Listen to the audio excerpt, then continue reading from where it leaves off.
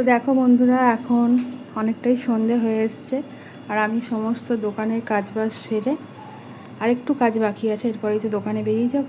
তো এখন আমি স্নান করেছি, তো চলো তোমাদের দোকানের সব কাজগুলো হয়ে গেছে সেগুলো দেখিয়ে দিই, দেখতে থাকো। চলে এলাম বন্ধুরা আবার একটা নতুন ভিডিও আপডেট নিয়ে। আমি পাপিয়া, আমার সংসারে তোমাদের সকলকে স্বাগত।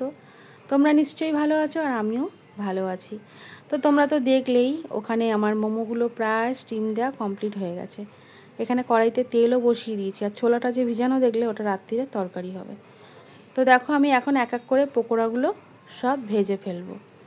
আর আমার পকোড়া মানে আমার দোকানের পকোড়াতে না কোনো রকম কোনো কালার আমি ইউজ করি না, কোনো রকম ভিনিগার আমি ইউজ করি না, তার বদলে দিয়ে দিই লেবুর রস আর টক দই। আর আমার ব্যাটারটা দেখছো তো একদম পাতলা। তো আমার মানে আমার দোকানের চিকেন পকোড়ার এটাই হচ্ছে বিশেষত্ব। আমার দোকানের চিকেন পকোড়ার কিন্তু খুব নাম, সবাই এসে যখন বলে এই রকম পকোড়া কোথাও খায়নি, এত সুন্দর পকোড়া, এতটা চিকেন, সত্যি তখন আমার ভীষণ ভালো লাগে। আর এই পকোড়াটাও কিন্তু আমি সম্পূর্ণ নিজে হাতে ম্যারিনেশন করি, নিজে হাতেই সবটাই করি।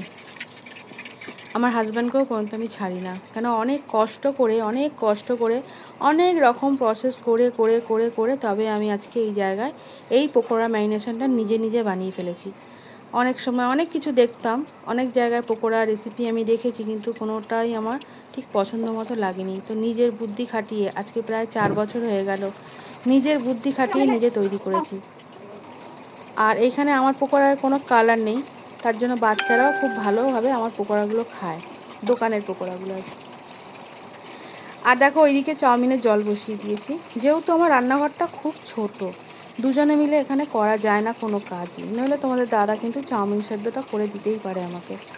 কিন্তু যেহেতু আমি একটু পরের দিকে চাউমিনটা সেদ্ধ বসিয়েছি, মানে একদম দোকানে যাব কিছুক্ষণ তার আগেই, বেশিক্ষণ আগে থেকে করব না, তো এই জন্যই আমি ওকে ডাকিনি, আমি একা একাই করছি। ওদিকে ও বললো আমাকে, তুমি তো আমাকে আগে বলতে পারতে। আমি আর ডাকলাম না, যেহেতু ও একটু রেস্ট নিচ্ছে, অফিস থেকে এসছে, প্রায় 5টা বেজে গেছে, তাই জন্য বললাম তুমি একটু রেস্টই করো, আমিই নয় করে দিচ্ছি। আর এই যে আমার এত ছোট রান্নাঘর, এত একটা ঘুপচি রান্নাঘর, অন্ধকার অন্ধকার, তাও যে তোমরা আমার ভিডিওগুলো দেখছো, আমাকে এত ভালোবাসা দিচ্ছ বন্ধুরা, আমার কিন্তু খুব ভালো লাগছে। জানো তো প্রত্যেকটা মেয়ের না খুব শখ থাকে একটা বড় কিচেন হবে। আমারও কিন্তু খুব শখ আমার একটা বিশাল বড় কিচেন হবে। তো আমি কি শুধু সেখানে আমার ঘরের রান্না করব নাকি, আমি তো আমার সেখানে দোকানের রান্নাও করব। দুদিকে দুটো স্ল্যাব হবে, সুন্দর করে গুছানো হবে। আমারও কিন্তু খুব ইচ্ছে, কিন্তু আমার জায়গা নেই। জানি না ভগবান কবে দিন দেবে, তবে একটা নিজের মনের মতো করে রান্নাঘর আমি বানাতে পারবো। তো যতদিন না ভগবান দিচ্ছে আমি এইভাবেই চালাই। এইভাবে চালালেই বা ক্ষতি কী? সব কিছুর জন্যে কিন্তু প্রচুর অর্থ লাগে, অর্থ ছাড়া কিন্তু কোনো কিছুই হয় না। শখ পূরণ করতে গেলেও কিন্তু অর্থের প্রয়োজন হয়। তো যাই হোক, সমস্ত কাজ ওইদিকে রান্নাঘরে কমপ্লিট করে আমি চলে এসেছি ঘরে। এবার দোকানে যাব বলে রেডি হতে, এসে দেখি বিছনাটার এরকম অবস্থা। আর আমি ভীষণ খুঁতখুঁতে টাইপের, মানে বিছনা যদি মানে অগোছালো থাকে আমার মাথাটা যায় গরম হয়ে, আমি কাউকে ছাড়ি না। তখন ভুলে যাই যে কে আমার স্বামী, কে আমার সন্তান। আমি চাই বিছনা থাকবে টান টান গুছানো, তবেই কিন্তু একটা ঘরের শোভা পায়।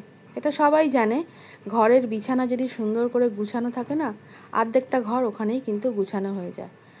আর আমার ঘরে যেহেতু অনেক লোক আসে, সব সময় লোক আসে, তো তার জন্যই হয়তো ওদের ওপর আমি চেঁচামেচিটা করি। কেন, খারাপ কথা শুনতে হলে তো আমাকেই শুনতে হবে, ওদের তো আর শুনতে হবে না। বলবে দেখো ঘরের বউটা কী করে, ঘরটা একটু গুছিয়ে রাখতে পারে না। তো যাই হোক, এখন আমি রেডি হয়ে এবার দোকানের জন্য বেরিয়ে যাচ্ছি। একটু লিপস্টিক লাগিয়ে নিয়েছি, কেমন লাগে। তো দেখো দোকানে চলে এসেছি, তোমাদের দাদাভাই সব গুছিয়ে এখানে ঠাকুরকে একটু ধূপ দিয়ে দিচ্ছে।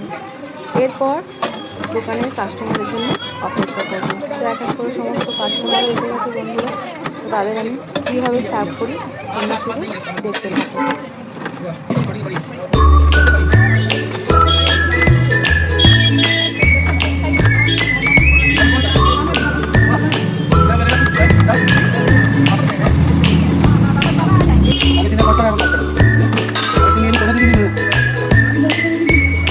টাকা নিয়ে 5 টাকা চালি 5 টাকা পাই 10 টাকা দিয়ে দিবি কথা পুরো শুনে যা মোবাইল চালাবো একটু 10 টাকা চালি 5 টাকা চালি আগে 5 টাকা 10 টাকা দিবি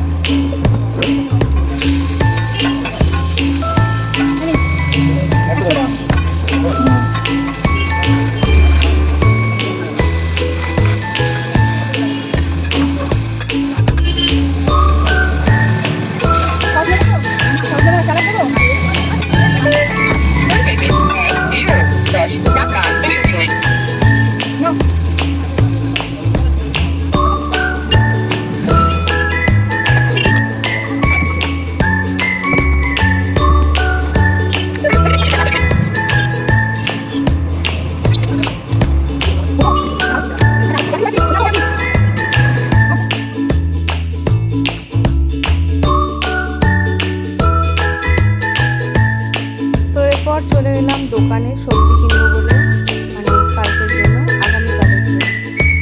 দেখো টাটকা টাটকা সবজি।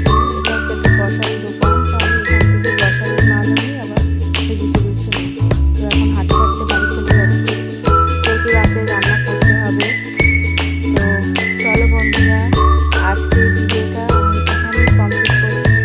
দেখা হবে আবার একটা নতুন কোনো ভিডিওতে। তো আমার সারাদিন এইভাবে পরিশ্রম করতে করতেই কেটে যায়। কখন দিন হয় কখন রাত হয় আমি বুঝতেই পারি না। আর এসে ঘরে দেখি আমার ছোটো মেয়ে এই রকমভাবে কাগজ কুচিয়ে রেখে দিয়েছে। ব্যাস মাথাটা আমার গেল গরম হয়ে। তো বন্ধুরা চলো টাটা, সবাই ভালো থেকো। আবার তোমাদের সাথে অন্য একটা পরের ভিডিওতে দেখা হচ্ছে।